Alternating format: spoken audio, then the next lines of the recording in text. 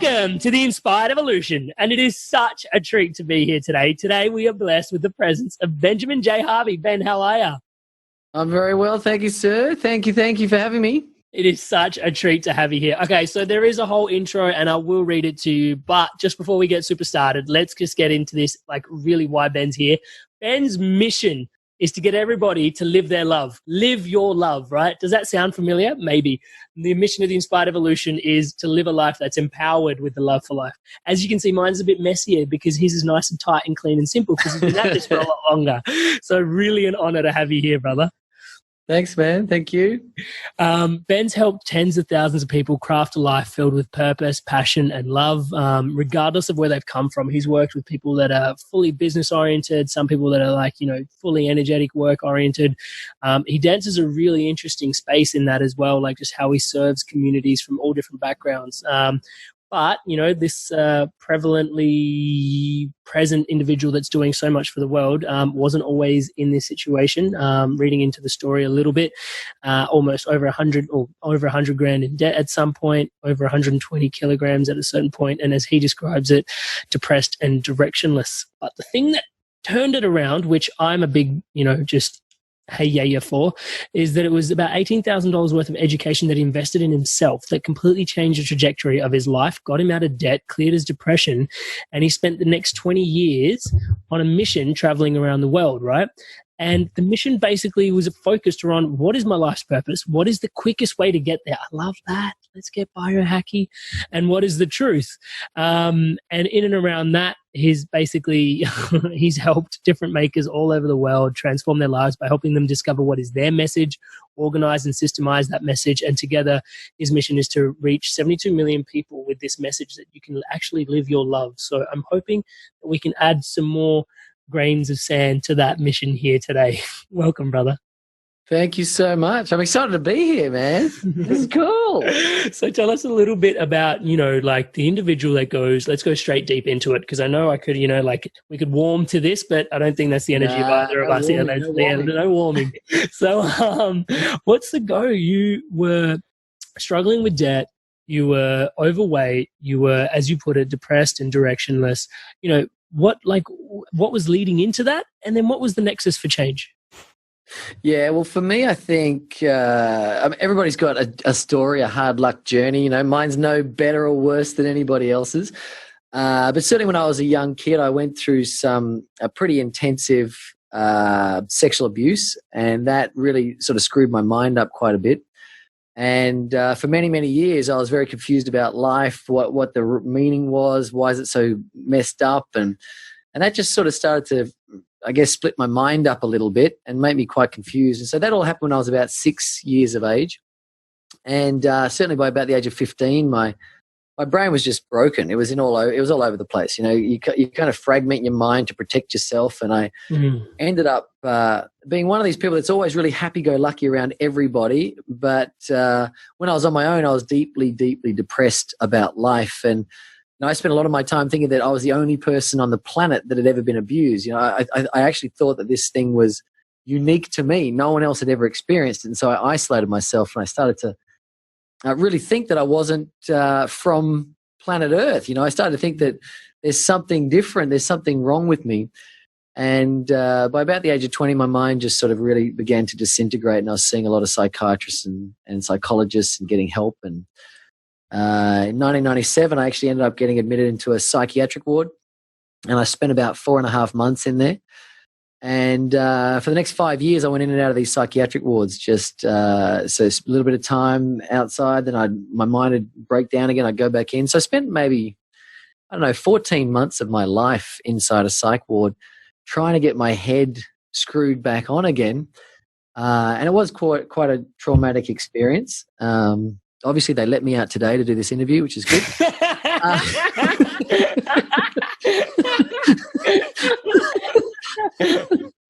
This episode is going to be a little bit shorter than the others because he has to be back within the hour. I got a special jacket for me, and I'm getting picked up in like 15 minutes.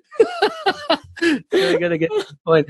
I joke about it now, obviously, because I've done a lot of healing on it, but it's an intense journey for anybody. And I mean, going into psych wards, there's a lot of shame and guilt that came with that. And, if someone was to ask me, Ben, what are you more ashamed of, being sexually abused by a man when you're a kid or being locked in a psych ward? I have to say being locked in a psych ward I'm more ashamed of. Mm. And so I got trapped, my whole world got trapped under a veil of shame and guilt. And so everything I wanted to be in life, it could not be expressed because I just couldn't handle the thought of one day people finding out. I didn't want anyone. So how can I put myself out there? How can I make a difference? Because at some point people are going to find out. And when they find out, they're not going to want to know me because I'm the only person in the world that's ever had this happen. And so it was this very strange journey. I think I find that a lot working with people. We talk a lot about this concept called untransmuted grandiosity. And untransmuted grandiosity is the fact that every human you ever meet has remarkable greatness stored inside them, but it hasn't been transmuted yet. And I think what we love doing is we love transmuting that greatness in people. And what I've found, I mean, we've had, I don't know, tens of thousands of students. I think we're up to about 50,000 students have been through our programs. And what we've found is that almost every human being's greatness that I've ever seen is stuck underneath a veil of shame and guilt. And people don't realize that if they were willing to become vulnerable, willing to surrender, and willing to dive through that shame and guilt, they will find just the most remarkable experience of life just waiting for them. Their greatness. There's a saying out there that says, when you find a person's wound, you find their worth. And everyone's wanting to, everyone's wanting to live their love and to do what they love. But they don't realize that what they truly love in life is often has been given value by the traumas and the experience that they've been through. So for me, it was a journey of being able to dive through that shame and guilt and then step forward along the path. And now obviously I'm sharing my story everywhere I go. I don't have any shame and guilt around it. I'm telling your 30,000+ listeners right now who I've probably never met. But that's the journey. But during that time, I got heavily medicated from 1997 to 2005. I was labeled by 5 psychiatrists as bipolar or manic depressive. It's the same thing. They said that I had borderline personality disorder, and I was pretty much told for the rest of my life I'd have to eat lithium 3 times a day, Zyprexa twice a day, and Valium. And so I was eating heavily medicated for 5.5 years. I was, zonked out by the medication, completely aimless, unemployed long term on the dole. And I got, as you mentioned, I got up to, well over 100 kilos in weight, and I was just struggling all around. And I know this is not the nicest thing for your listeners to hear, but this is the reality of my story. One of my best friends from school in 2002 committed suicide. And I don't know what happened. I don't know why it was that thing that shook me, but that just woke me up. This guy was also heavily medicated. He was really sick. And I thought, far out, if that's what happens to that guy, what the heck am I doing? And that was kind of my wake-up call. Like, that was the moment that I decided to wean myself off my medication, to start learning about meditation, start learning about transformational tools, start learning about energy healing, start learning about mindset. And funnily enough, I found what I love doing, which is educating and coaching.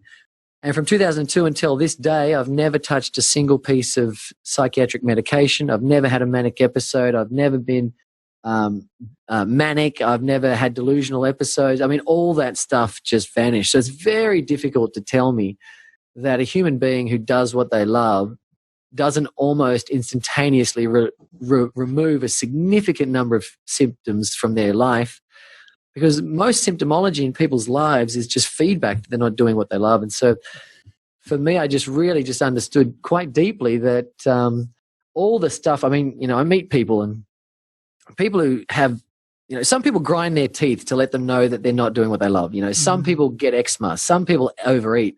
Some people get nervous around people. Some people get anxiety.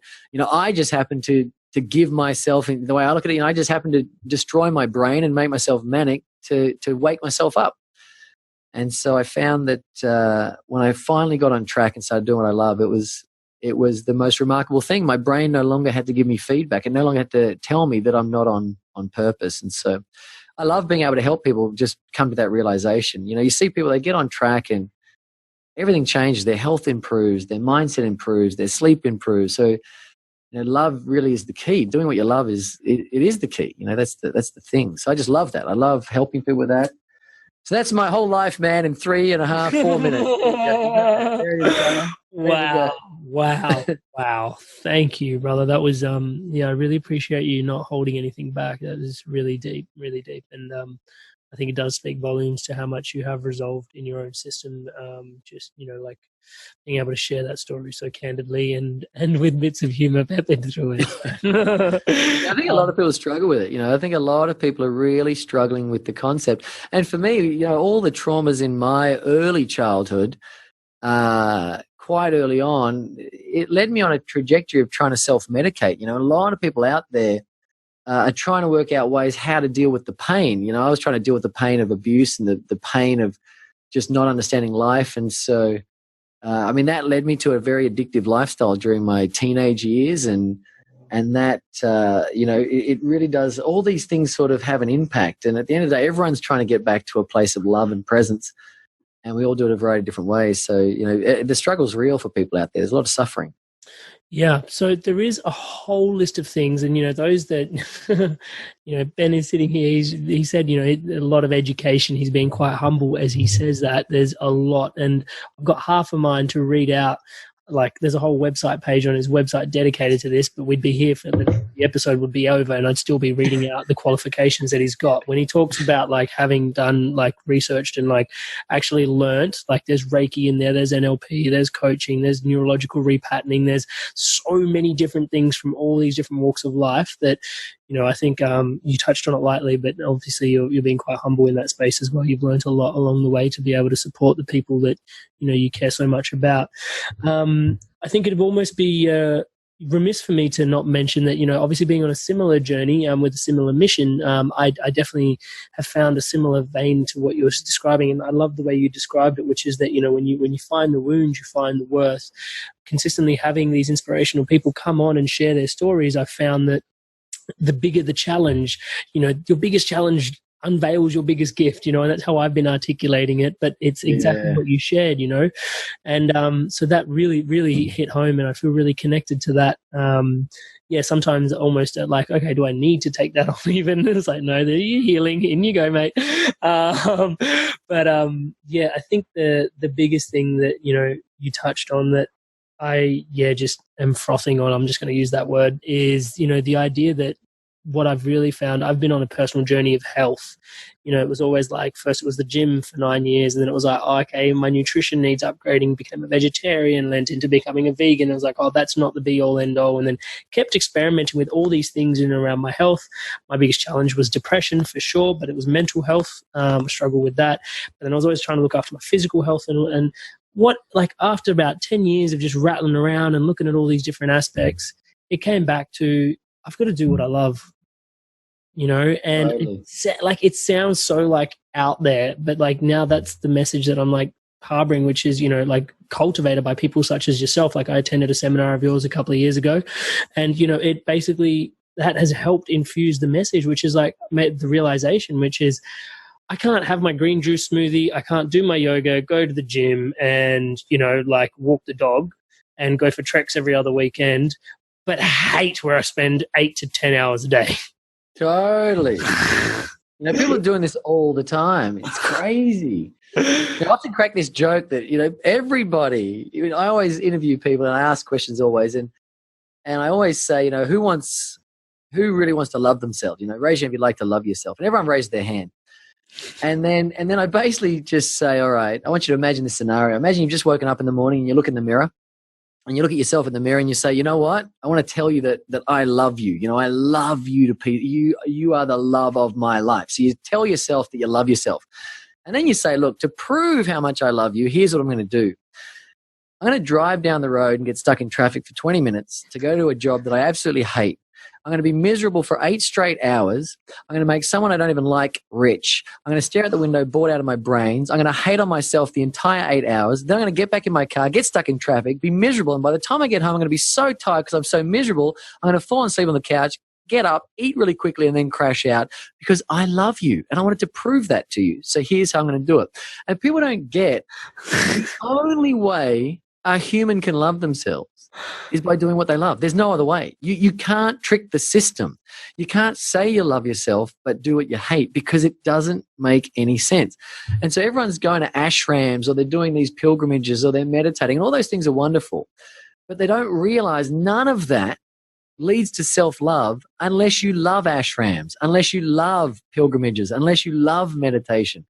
So meditation gives you a balance of mind, but it doesn't help you love yourself unless you love meditating. Now, I happen to love meditating. So when I meditate, I'm expressing my love for myself. So it's really important that people start to learn that until you do what you love, it's impossible to love yourself. Truly. Because if you loved yourself, you'd be doing what you love. That's the simple fact. Yeah, you articulate it so profoundly, and I love that story. It really, really helps bring into stark light, like contrast where things are at. So the relationship between doing what you love, and that's just another, I guess, synonymous with your purpose, right? That's what we're talking to. Yeah. So in terms of like, because I often have this conversation directed my way, and I'd love to direct it your way, which is, how does one in like directionless, purposeless feeling, directionless and purposeless, start to walk towards finding their purpose? A couple of things. First of all, I think it's really important that people let go of the idea that purpose is one thing and start to allow it to be many things. Because if I said to you, you've got to pick one thing and you've got to get this thing right, the pressure already prevents the actualization of the vision. So it's important that people realize that purpose is many things. Your purpose can be your love of swimming while you also enjoy your one-on-one coaching, but you also love reading a book and you also love this. So it's just open up, first of all, that it can be many things. And then eventually work out that those many things will come in a hierarchy, and you'll work that hierarchy out eventually. But what I've learned out of all of this, there's questions you can do, there's profiling systems, there's 1,000 ways to work out what your values hierarchy is. One of the things that I'm a big fan of is understanding that if our mind is designed to assist us to do what we love, which it is, then it has to work out a way to tell us when we're doing what we love and when we're not.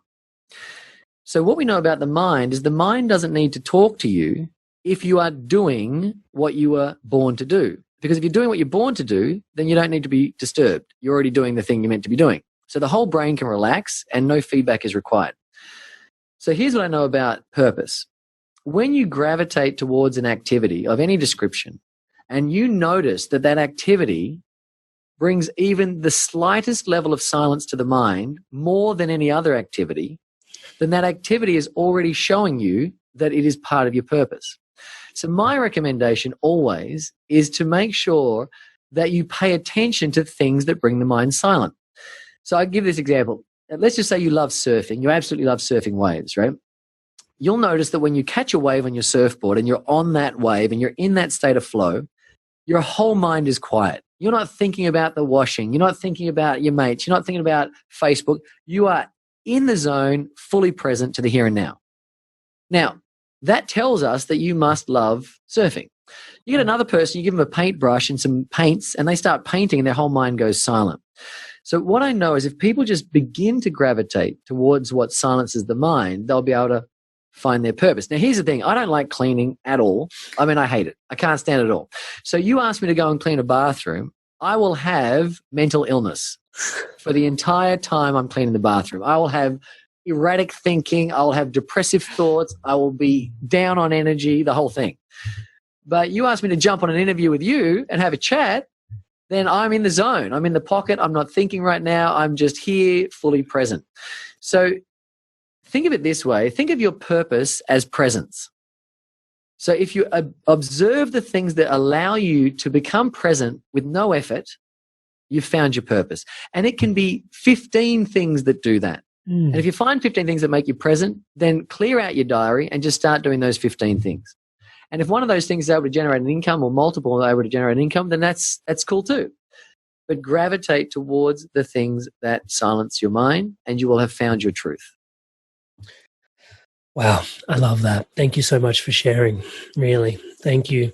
And so, you travel the world now supporting people on finding, helping activate their purpose, finding their rhythm. I think even in this conversation, for those listening in, it's a beautiful energy to really feel into. I can feel it here and now, that it's not feeling weird, that you are a spiritual guide in a way, and also a business mentor in another way. But realistically, if we were outside of this conversation, I wrote those 2 dot points down on the same page, you'd be like, huh? You know? So, for sure. Yeah, can you talk to that a little bit in terms of like just I think it's a big one, you know. I think I don't want this comment to come across disrespectfully. And it probably is going to come across disrespectfully, but I don't mean it this way.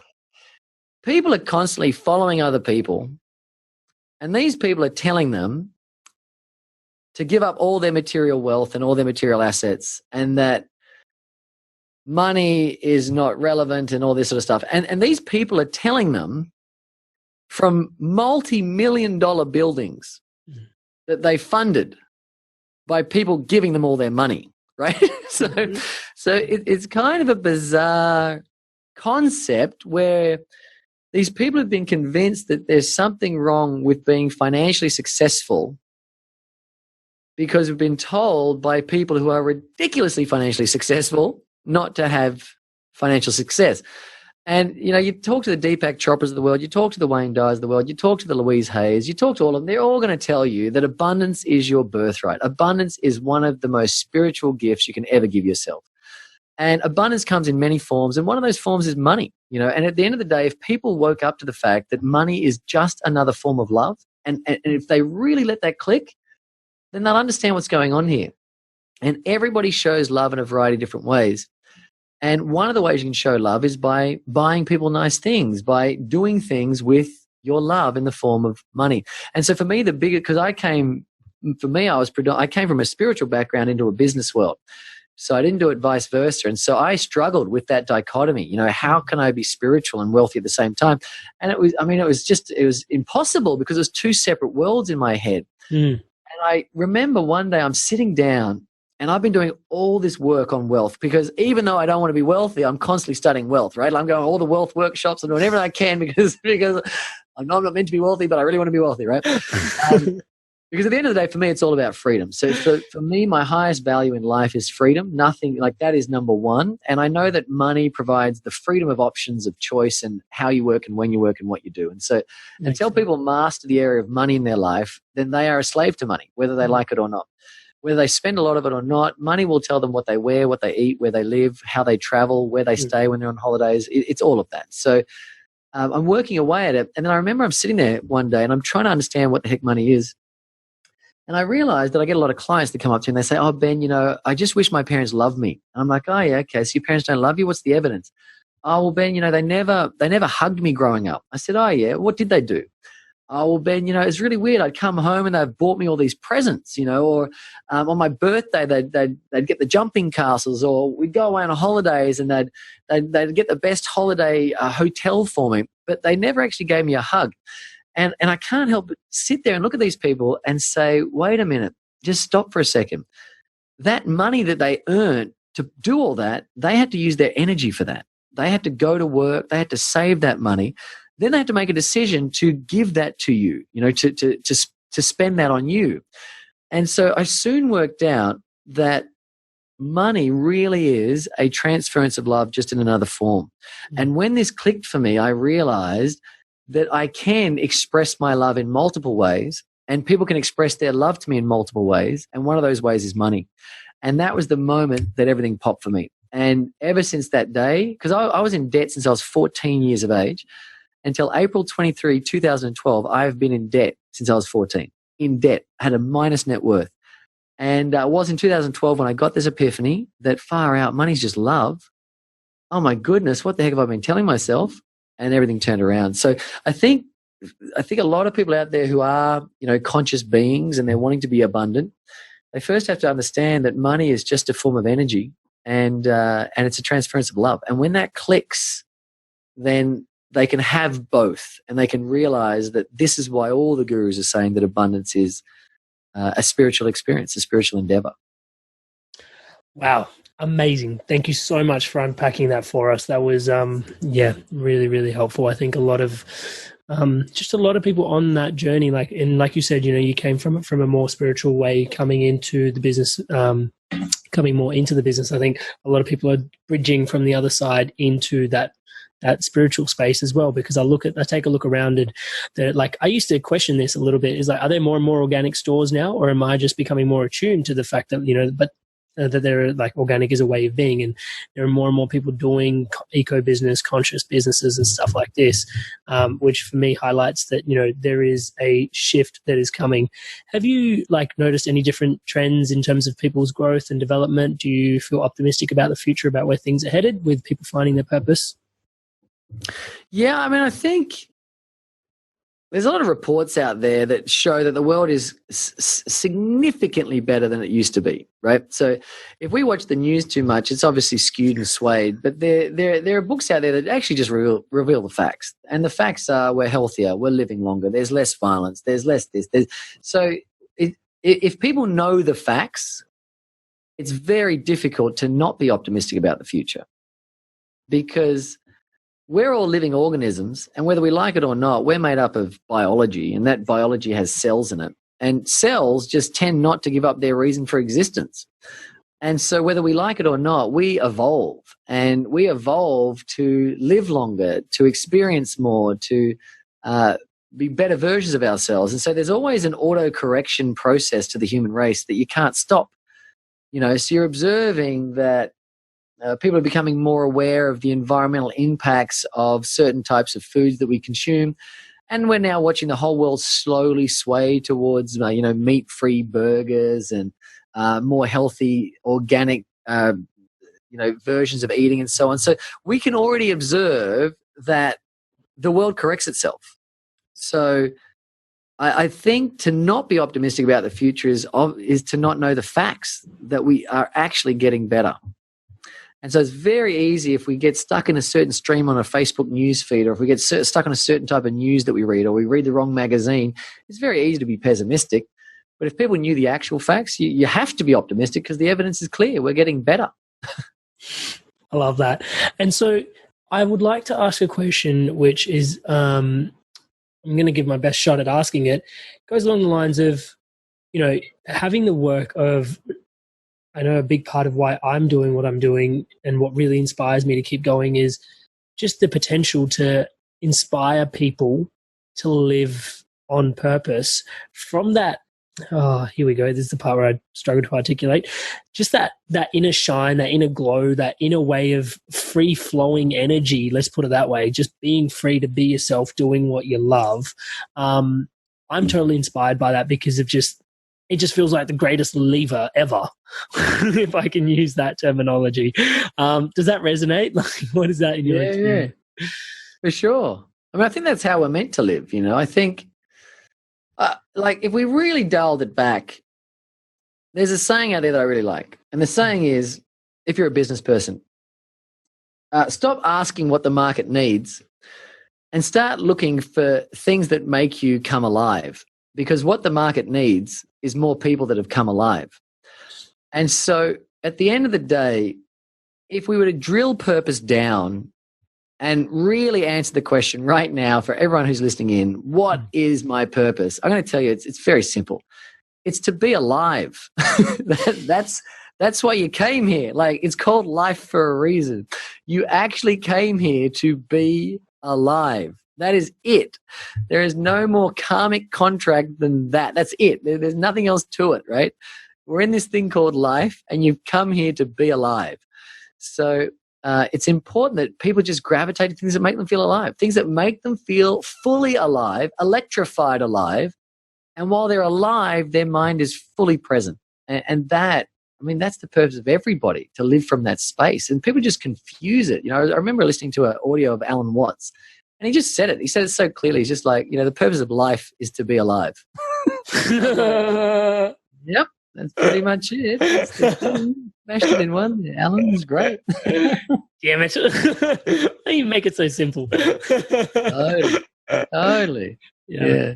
I think there's a whole piece in there. I know a lot of the work that you do is even coming to see you talk live is really illuminating, because there's a lot of truth. And I think one thing that I've been learning on this journey of mine is that the truth is always simple. Yeah, for sure. And I think you speak to that a lot in terms of even the courses that you offer, like whether they're business or whether otherwise. They're very straightforward offerings that you have. It's trying to simplify everything down for people. Yeah, I mean, well, because that abuse happened when I was in 6 years of age, and that was the stage where you normally start to learn. And so when my brain fragmented, I didn't really learn correctly. So I had major learning disabilities all the way through school, and I was severely dyslexic. So I didn't read. In the whole of my time at school, I read 2 books. So from 3rd grade to year 12, I only ever completed 2 books, Taronga Zoo and a book called That Was Then, This Is Now. They're the only 2 books that I read. Had nothing to do with any of my academic studies, but I realized that because I couldn't read, I had to work out another way of analyzing and understanding things. And I soon started to realize something about the brain, and that is that if we operate from a lower part of our brain or a lower level of consciousness, we tend to value that which is complicated. So our brain, if we operate from, down at the base of our brain stem, in the hindbrain region, if we spend a lot of time processing the world through that part of our brain, that part of your brain likes things to be complicated and hard to work out, because the harder it works, the more valuable it thinks it is. So if I go and spend $500 on an online program, no matter how simple that program is, I will make it complicated to justify my $500 spend if I'm using a lower part of my brain. But people who elevate their consciousness to a higher part of their mind, and they go up into the neocortex or the front of their forehead where the brain starts to see how pieces fit together, that's when people start to value simplicity. And so what I recommend always to people out there is learn to reward when your brain has found the simplicity in something. And the more you can train your brain to reward simplicity, the more it starts to default to look for the simplicity in anything. Because, I mean, one of Einstein's quotes is, any fool can make something more complicated, but it takes genius to simplify. And so for me, what I'm a big fan of is always saying whatever is simple is the most valuable. And people just unfortunately default the other way. They want big, thick, complicated books so they can have a good reason why they're not doing something. I want to get into business, but look how complicated it is. I want to be great at health, but look how complicated it is. I'd love to start meditation, but look how complicated it is. But, you'll soon realize, as you've worked out in your own life, that everything in life has a simple model that governs it. And when you find that simple model, everything can unfold and you get the results you're looking for. I love that. When you talk about getting the results you're looking for, I think a poignant fact that I'd like to come home to is, I see you as someone that's embodying, truth, love, and purpose, and, sharing that message onwards. But how, can you run us through a little bit about perhaps, the journey of realizing that yes, truth, yes, simplification, yes, love, yes, purpose, but then finding your way of offering that to the world that is in the most a palatable manner for the world to receive that, obviously the business, setting up a business, but then also realizing that, okay, in order to simplify, people are going to need simplified business coaching. In order to need purpose, they're going to need, maybe they need to share a message, and it's going to be simplified speaker training. All these different things that you offer, they seem to dance around these core values of yours, which are truth, love, and purpose. But in terms of finding those offerings and creating that and crafting that all together, was that always super simple? Yeah, well, I think for the people out there, you can always find shortcuts to everything. One of the things that I always recommend with people, apart from that whole idea of gravitating towards what makes your mind silent, I mean, that's the overarching idea, but it's not a necessarily practical approach, right? So you can start to pay attention to things that make your mind silent. But for example, if we're looking to find our own truth, the fact is that we allocate time to the things that we love anyway. And so one thing that I often do with people that I meet that are trying to work out, how do I find my truth? How do I find my purpose? How do I work out what I love? For me, it just generally starts with a very basic question. And I say, look, if I attached a dictaphone to your shirt, just stuck it to your shirt, and I hit record, and we recorded you for 6 straight months, everything that ever came out of your mouth, we recorded for 6 months. And then we got that recording and we sent it off to a team of analysts. And the analyst's job was to analyze what you spend the most amount of your time talking about. What are they going to find, right? Pretty soon they'll tell you, I talk about my kids all the time. I'm always talking about mindset. I just love kinesiology. It's all about marketing. I just love talking about my garden. Great.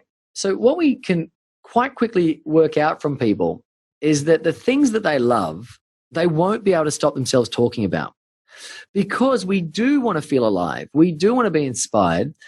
And so if we're in a conversation, we're going to try and angle that conversation towards a very specific topic or set of topics. And those topics tell us very quickly what it is that we want to do. And we call this thing the values track. So the first thing is what you want to talk about. So just imagine you've got a dictaphone attached to you for 6 months. What are the things you talk about? Put them in order. What are your top 3? Work out the top 3 that you talk about the most. The next thing is if we go to your bookshelf or we check out your subscriptions, your podcasts that you listen to, we check out what it is that you research. So when you're going to go to a seminar, what seminars do you pick? When you're going to go to a bookshop, what books do you buy? When you're buying a subscription, what subscriptions, and so on. And again, if we looked at you for the last 6 months, we looked at all of your spend on your credit card, spend on your bank account. When it comes to research, what are you investing the most amount of money and time into? And it's clear we'll find it. You can't stop people researching stuff. Now, they may say, Ben, I spend 8 hours at work. And I say, great. But when you get home and you get on the computer, what's the first website you go to? What are you wanting to know more about? When you get home, what are you inspired by? Did you want to learn a little bit more about a horse or something? Did you want to learn more about riding a unicycle? Did you get home and straight away Google political environments in Ecuador or whatever? I don't know. What did you Google, right? What did you research? What did you read about? What were you listening to on the way home? And so that's the research. The next thing that I look for is the improvement of ability. So everyone has abilities that they act upon. Everyone's trying to upskill. Everybody left to their own devices will upskill something. So some people go rollerblading because they want to get better at rollerblading. And they love the fitness, but they also love the rollerblading. Some people might get home and do Sudoku. Some people might pick up a guitar. I mean, for me, when I get home, I know this sounds ridiculous, but I just like to practice presenting. I mean, that's just what it is. I mean, I play with my kids. I hang out with my family, of course. For me, if I've got time on my own, though, and I've got some time spare, I'm either meditating or I'm imagining myself presenting or I'm practicing presenting. I mean, that's all I do. So it's really clear that I'm constantly wanting to upskill a certain thing. I'm acting, and we call that the A is act. So what skills improvement do you love to act upon? As in, when you've got half an hour spare at night, what do you jump up and just start getting better at? Or, what is the activity that you're inspired by? The next thing I found out is that a lot of people, they just vague out and they contemplate stuff. So they're sitting around and they're just contemplating, like they go to the beach, they're hanging out, but in their mind, they're imagining something. And so the C is really what people contemplate. So what do you spend a lot of your time contemplating? So if we recorded the internal dialogue in your head, what are you contemplating most of the time? And then the last one is pretty simply, what do you know a lot about? People spend a lot of time learning about stuff and just what is the most amount of information. And so by running people through a values track quite quickly, we can identify the top 3 or 4 things that they do love. And then once all that's identified, it's a matter of helping them bust through the fear of the safety of being comfortable and not doing what they love. There's a great quote that I saw on Instagram recently. I just what was that quote? What was the quote? Let me see if I can find it here, buddy. I don't think. Oh, here we go. The lust for comfort murders the passions of the soul. Khalil Gibran knocks it out of the park. Khalil Gibran, that is why he amazing poets of all time. The lust for comfort murders the passions of the soul. And that's just the reality, Here's the thing. Everybody knows what they love. Every person I've met knows what they love. They all say, Ben, I don't know what I love. They do know. They're just afraid to admit it, because when they admit it, they've got to admit that they're scared of actually going for it. And they won't give themselves permission to do it. So it's easy to say, I don't know what I love, because if I say that, then no one's going to challenge me to go and do my thing. If I tell you what I love and I'm not doing it, then I'm going to get the challenge. And I don't want the challenge. I want to just have this comfortable life. Yeah, that comfort is, I couldn't have put it any better or the Khalil Gibran. How do you follow that? Yeah, incredible. But I think that was what my next question was going to be centered around, is like, how do you move from that safety into what you love? I mean, I'll tell you, it's hard. It's really hard because, and it's just the reality. People are just surrounded by guilts. We're guilted into everything. If I go and do what I love, then my friends are going to make me feel guilty for not hanging out. If I go and do what I love, my family's going to make me feel guilty, or my friends, my parents, my this. So there's always someone that we feel that we might be guilty to if we don't go and do what we love. And so, I mean, I'm just going to say it's tricky. It's a tricky thing. How do I recommend people do it? I recommend they just take small steps and lots of them. And I recommend that their purpose becomes like someone you're trying to date, You're not trying to marry anyone right off the bat. So just start going for some dates, spend a weekend. If you happen to love gardens, spend a weekend at a gardening course, then buy another gardening book. Then ask your boss if you can get a 4-day-a-week job and, spend the 5th day gardening, and then eventually just sort of ease your way into it, date it for a little bit, because it's very hard to really fall in love with something until you've actually gone on a couple of dates. And this is another reason that people get stuck with their purpose. They're thinking their purpose is love at first sight, I know what it is now, I'm going for it.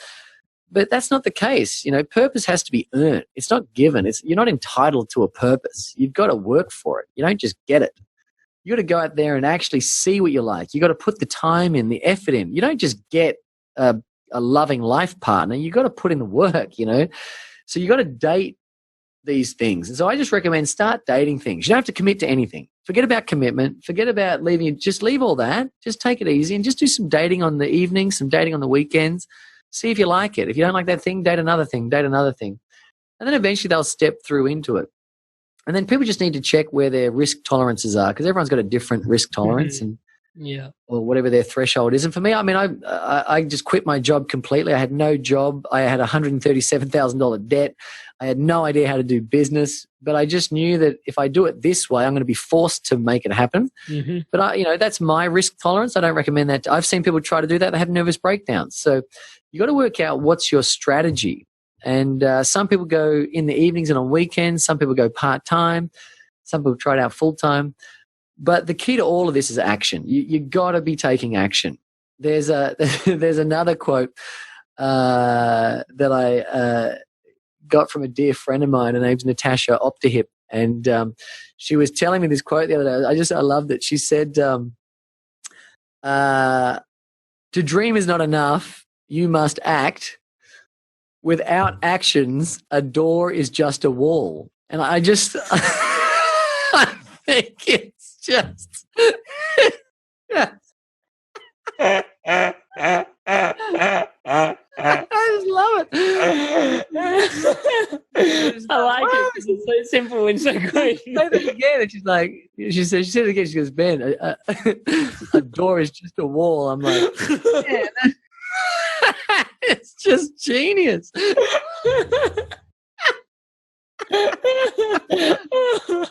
Yeah, I love it. She puts that so well. That's amazing. I love how much you love it, too. That's brilliant. But I think that's it, Wayne Dyer, I got to know over a 20-year period through his workshops and his CDs and chatting with him and stuff. He summed it up very simply. He said, look, the law of attraction, it's wonderful. It's great. Everyone gets into it. But he said, don't ever forget, you can't spell the word attraction without action. Mm. And he'd draw this line, right? So he'd write the word attraction and he'd draw the line right after the R. So he'd draw a line between A-T-T-R, A-R-C-T-I-O-N. And so he'd split the word attraction in half and he'd say, have a look at the second half of this word. It's action. The second half of this word is action. And until people work that out, you do have to get your mind set and you do have to imagine what you want and you do have to send it out to the universe, but you've got to take action. Mm. And so you want to have a purpose-driven life. You want to be out there, living an inspired experience. you got to start dating stuff. You got to start having a crack. You got to have a go. And I just recommend, baby steps and lots of it. If you track all the most successful people in the world that you've ever looked to as someone who's achieved something that you would deem to be superhuman, and you watch their life right when they started, and you looked at their life every 10 minutes for 5 straight years, all you will see every 10 minutes is just little actions. That's all they did. They didn't do anything magical. They did a bit of writing. They made a few phone calls. They had a conversation. They ate some breakfast. They slept. They meditated. They walked. It's just a whole bunch of little actions, and they all compounded. None of them did any giant leaps or jumped across this massive chasm. It's all a load of rubbish. Just watch any human in a 10-minute period. You're only going to see little actions. That's it. You don't see anything else. There's nothing unique about it. But they just compound those, and it spits out this magic. I've been interviewing a couple of musicians, and it's like, oh, you're so talented. And it's like, I practiced. It's like, yeah, every day. But you're so talented. I practiced. It's like, no, but really, you're really talented. And it's like, oh my God, they're discounting. I practiced. It's like, like, when people say, oh, you're so lucky. You're so lucky. I feel like saying, dude, seriously, that is an insult. You are insulting me. I've spent 15 years of my life, hours a day to be lucky. Getting lucky. Getting lucky to become this overnight success. It took 15 years. Well, I think it was Marlon Brando. He's got this quote. He goes, it took me 45 years to become an overnight success. But yeah, I think there's a lot to speak to that. There's one of my favorite metaphors is bamboo tree. Apparently you plant the seed, 5 years in growth, 5 months, you get like 30 meters, and it's like, did it grow in 5 months? Did it grow in 5 years and 5 months? Like, up to you to like what you're calling, in and what you perceive and see. Man, Ben, I feel like I could sit here and actually talk to you all the time. Talk about the pocket. We need more pockets. So I'd love to get you on, but I also want to be really mindful of the time and the energy of things. And I think there's been so much to take away for the listener. I always knew getting you on would be super rewarding for anybody tuning in, myself included. And so I'm just really, really grateful for, obviously, the 15 years plus that went into you getting super lucky and then sharing that luck with all of us, and just the humility and the diligence to show up and do the work that you do on yourself to then, inform us to all have better lives as well. It takes a certain type of character, and I'm really respectful of that, and thank you for that. Thank you. Thanks for having me. Such a treat. For those wanting to tune in to Ben, I personally, my go-to place is www.authentic.com.au. What's the best place you would recommend them to touch in with you? Yeah, I mean, it's a pretty simple URL, just the word authentic.com.au. And generally, we've got a lot of free stuff there. So plenty of information available. We're always, as you know, we run events around Australia all the time, free one-day events. We've got 5 different kinds. So we just recommend, come along to our free events, join our communities, and just start to get on the journey of living your love. But definitely authentic.com.au is always the go-to place.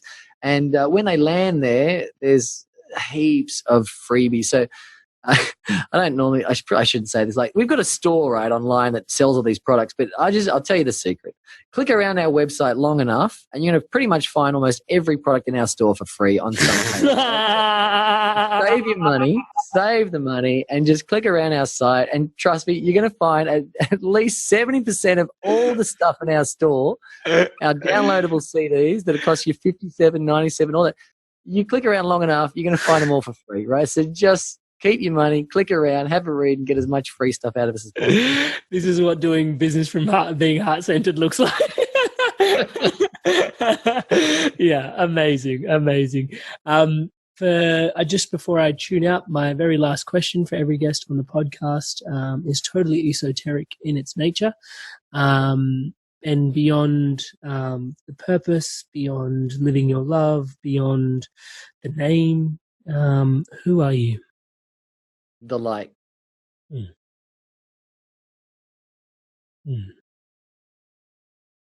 That's it. I think when everyone gets that we're all just the light. Like, yeah, that's not even that's just a knowing. I know that we are all made of light. That's it. We're all the light. And this is all just a big game. So just start to have some fun. Like, come on. It's a game of light. Like, enjoy it. You came here for a reason. You're an infinite being. You get to play this game an infinite number of times. So lighten up and have some fun, you know. That's what amazing. I recommend. Thank you so much again for your time and your energy here today, brother. Really appreciate it. My pleasure. Thank you so much for having me. It's been awesome. Thank you guys so much for tuning in to the Love of the Inspired Evolution and sharing the Love of the Inspired Evolution. If you feel like this content has supported you or may support anyone else that you know may resonate with the content of it, please share away and share the love around. Thank you guys so much. And to stay up to date on whatever's coming out with the Inspired Evolution, please subscribe. There's all these links in the bio for you to tune into the episodes and all these different platforms, just so the message can get to you and your loved ones. Thank you so much for all your love and support. Stay inspired to evolve.